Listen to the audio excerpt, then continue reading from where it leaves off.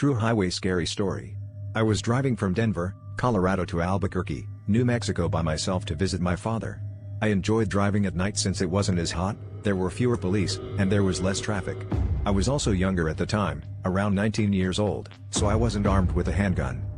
When I entered Pueblo, Colorado, I decided to stop and get some Sonic.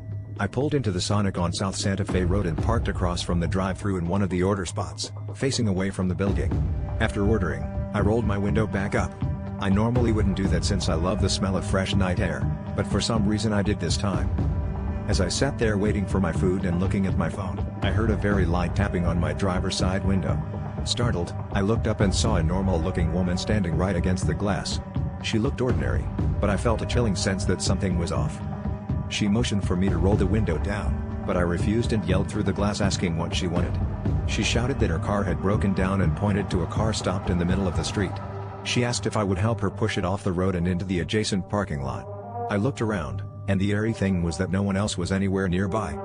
Normally I'm very helpful and was raised to pull over and offer a hand whenever I could. However, as I thought about it, a cold feeling ran down my spine and I sensed I wasn't safe.